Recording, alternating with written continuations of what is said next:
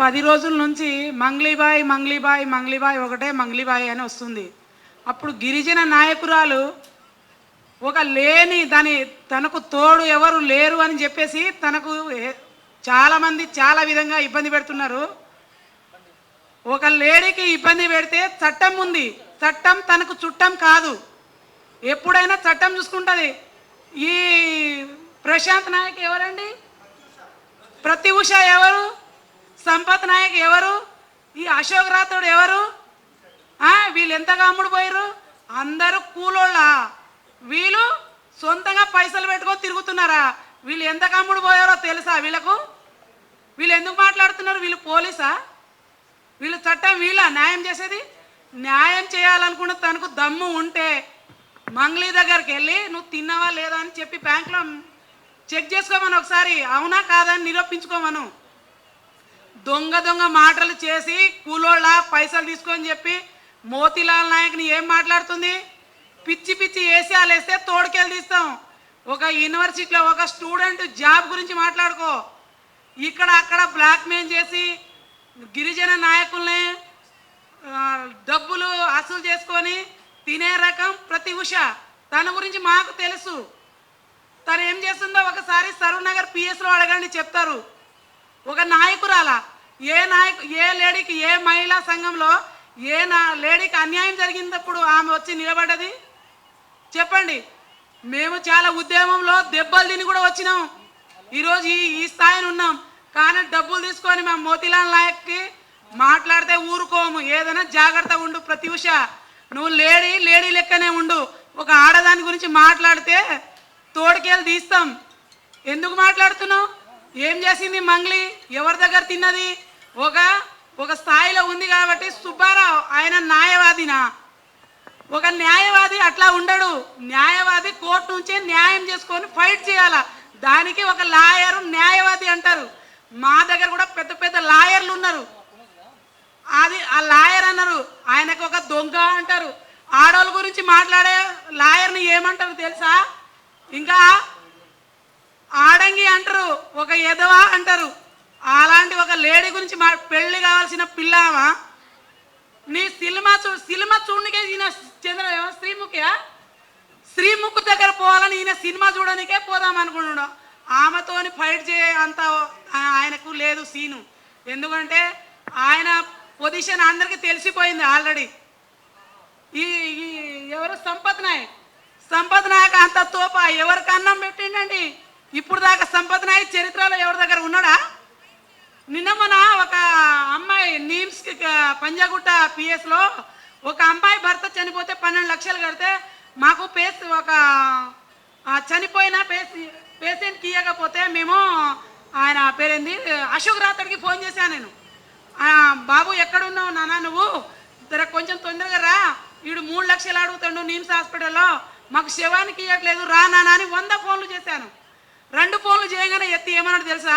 అమ్మ డాక్టర్ని వదిలిపెట్టే పని లేదు, మీరు అక్కడే ఉండండి అన్నాడు. స్టేటస్ కూడా పెట్టాను. ఆయన నా వల్ల కాదని ఫోన్ స్విచ్ ఆఫ్ చేసుకొని పెట్టుకున్నాడు. ఎవరు? అశోక్ రాథోడ్, సంపత్ నాయక్. ఈ దొంగలు న్యాయం చేస్తారా? మంగ్లీ ఈయన చెప్తే మంగ్లీ పాటలు పాడేది ఆఫ్ చేయాలా, సినిమాలో చేసేది ఆఫ్ చేయాలా? నెంబర్ 1 దొంగలు వీళ్ళు. ఏమైనా ఉంటే రౌడీ బ్యాచ్ వీళ్ళకి. ఆ రౌడీని తీసుకొని రావటం గతంలో చాలా జరిగినాయి. వీళ్ళ గతం అన్నీ ఉన్నాయి మా దగ్గర. అశోక్ రాథోడ్ జాగ్రత్త ఉండు. నువ్వు ఎవరి దగ్గర చెంచగాడి దగ్గర బతుకుతున్నావో మాకు తెలుసు. ఈ సంపత్ నాయక్ ఎవరి దగ్గర ఉన్నాడో నాకు తెలుసు. ప్రత్యూష అంటుంది, ప్రత్యూష నీకు బాగా తెలుసా? నాకు లావడియా జీవన్ లాల్ తెలుసు, నాకు పెద్ద పెద్ద నాయకులు తెలుసు. మా నాయకుల గురించి నీకేం తెలుసు? నాయకులు ఉంటే నువ్వు నాయకులను కించపరుస్తావా? బిడ్డ జాగ్రత్త ఉండు. ఒక లేడీ లెక్కనే ఉండు. పెళ్లి కావాల్సిన పిల్ల లెక్కనే మాట్లాడు. నువ్వు స్టూడెంట్ ఉండి నీకు అనుభవం లేదమ్మా. మీ నాయన దొంగతనాలు దోపిడీలు చేసి 50 మందికి ఆగం చేసింది సరిపోలే, నువ్వు న్యాయం చేసేదాన్ని. నిన్న మొన్న ఒక అమ్మాయి భర్త చంపేసిండుగా, ఆ అమ్మాయి దగ్గర ఎందుకు వచ్చి ఎందుకు న్యాయం చేయలే? అంటే నీ ఇష్టం వచ్చి డబ్బులు ఇస్తేనే ఒక మాట్లాడతావు, డబ్బులు లేకపోతే ఒక మాట్లాడతావా? మంగళి గురించి మాట్లాడితే మాత్రం ఖబర్దార్ చెప్తున్నాం. ఆమె తోడుగా మేము ఉన్నాం. ఎవరో కేసు, ఎక్కడదో కేసు, ఆ లొట్ట పీస కేసు అది. అసలు ఆ కేసుకి మంగళికి ఎలాంటి సంబంధం లేదు. అలాంటిది నిజంగా ఒక 10 రోజుల నుండి రకరకాల ఆరోపణలు మీడియాలో అసత్యమైన ఆరోపణలు చేస్తూ ఉన్నారు. దీనికి మేము చాలా తీవ్రంగా ఖండిస్తూ ఉన్నాం. ఎందుకంటే ఒక ఉస్మానియా యూనివర్సిటీ విద్యార్థి నాయకుడిగా, జాతి ఉద్యమకారుడిగా ఇదన్నీ అబ్జర్వ్ చేసి మేము మా చైర్మన్ రవీంద్రనాథ్ గారి ఆధ్వర్యంలో గత 10 రోజుల నుండి మేము మీడియా వేదికగా మాట్లాడుతూనే ఉన్నాం, ప్రశ్నిస్తూనే ఉన్నాం. కానీ కొందరు వారి రేటింగ్ కోసం, వారి లబ్ధి కోసం రకరకాలుగా మాట్లాడుతూ ఉన్నారు. దీనికి మరొక్కసారి మేము ఇప్పటికీ గమనిస్తూ ఉన్నాం. ఇంకోసారి కనుక రిపీట్ అయితే ఖచ్చితంగా వారికి ఏ రూపంలోనైనా సమాధానం చెప్పడానికైనా మేము సిద్ధంగా ఉన్నామని హెచ్చరిస్తూ ఉన్నాం. దయచేసి మేము మంగ్లీ గారిది ఒకవేళ మైక్రో ఆ స్కామ్లో ఆమెది ఏమైనా తప్పు ఆరోపణలు ఏమైనా ఉంటే ఖచ్చితంగా మంగ్లీది ప్రమేయం ఉంటే ఇదే గిరిజన సంఘాలుగా వాళ్ళ ఇంటి ముందు కూకొని బాధితులకు న్యాయం చేసే విధంగా మేము పోరాటం చేస్తాం. కానీ పోలీస్ డిపార్ట్మెంట్ ఇన్వెస్టిగేషన్ చేసింది. పోలీస్ డిపార్ట్మెంట్ ఎలాంటి అసలు మంగ్లీ ప్రమేయం లేదు అని పోలీస్ డిపార్ట్మెంట్ చెప్పినా కూడా ఇష్టం వచ్చినట్టు రోజు ఒక వేషాల్లో ఒకసారి మారు వేషం, ఇంకో వేషం యూనివర్సిటీతోని సంబంధం లేని క్యాండిడేట్స్ కూడా ఉస్మానియా యూనివర్సిటీలో 2-3 వచ్చి ప్రెస్ మీట్ పెట్టి ఇష్టం వచ్చినట్టు మా బంజారా బిడ్డకి అవమానానికి గురి చేస్తున్నట్టు మాకు అనిపిస్తూ ఉంది. దయచేసి మీ సొంత ప్రయోజనాల కోసం మా జాతి బిడ్డని వాడుకోవద్దని ఇంకోసారి హెచ్చరిస్తూ ఉన్నాం.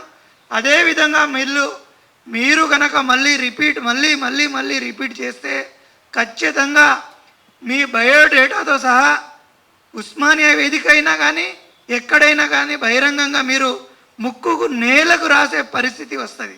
దయచేసి చెప్తా ఉన్నా. ఎందుకంటే ఈరోజు నేను చూస్తూ ఉన్నా మోతిలాల్ అన్న గారు గత 10 డేస్ నుండి ఇదే పనిలో ఉన్నారనుకుంటాను. నిజంగా జాతి ఉద్యమంలో అతనే ఉంటాడు. ఏ ఉద్యమానికి ఇప్పుడు జాతి ఉద్యమంలో ఉన్న క్యాండిడేట్ జాతి బిడ్డకు అన్యాయం జరిగినప్పుడు ఖచ్చితంగా నిలబడతారు.